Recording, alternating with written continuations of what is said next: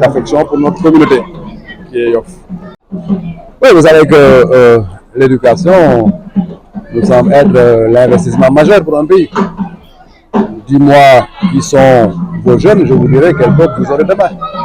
Mais dites-vous comment vous vous occupez de vos enfants, je vous dirai quelle nation vous serez demain.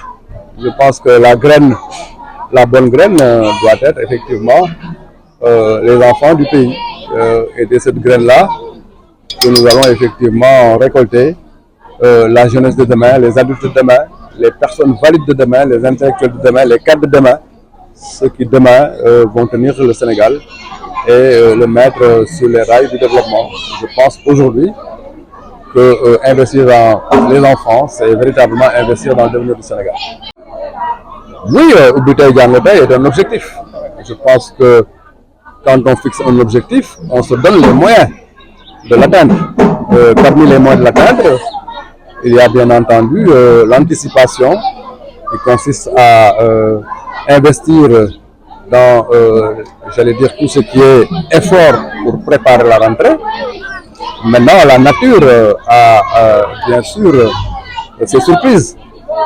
Et la pluviométrie cette année fait qu'il y a beaucoup d'écoles qui sont inondées.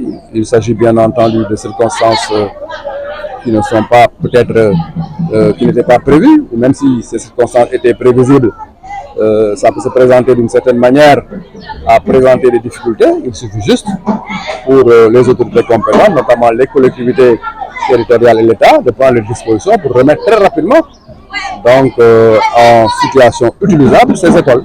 Mais il ne faut pas être démagogue jusqu'à, bien sûr, penser que les choses doivent être à un niveau de l'idéal. Hein? La perfection n'existe pas. Il y a forcément de temps en temps des dysfonctionnements. Il faut les aborder de manière responsable. Mais Ubbi Tay Jàng Tay est un objectif. Il faut se donner les moyens d'atteindre l'objectif. Non, ces élections législatives sont des élections législatives anticipées, mais qui étaient prévisibles.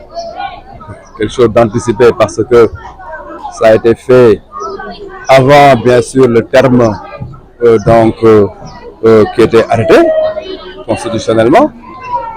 Mais tout le monde savait qu'un nouveau régime qui s'installe est tout à fait dans une logique de rechercher sa majorité, une majorité confortable. Donc c'est pourquoi je dis les élections sont anticipées mais prévisibles. Il faut juste que l'ensemble des acteurs politiques, que ce soit de l'opposition comme du pouvoir, s'organisent pour que le jeu démocratique soit un jeu clair, un jeu transparent, mais un jeu qui respecte l'état de droit. Je pense qu'en tant qu'acteur politique, c'est dans des dispositions comme ça. Donc moi je m'inscris pour participer à ces échanges électoraux en respectant les principes de la démocratie et de l'état de droit. C'est ce que je dis tout à l'heure. Je pense que tous les démocrates du pays, tous les responsables et tous les militants de l'état de droit se sont levés comme un seul homme pour demander à ce que les libertés publiques soient respectées, pour demander à ce que la justice fasse son travail. Il faut se réjouir que la justice a fait son travail.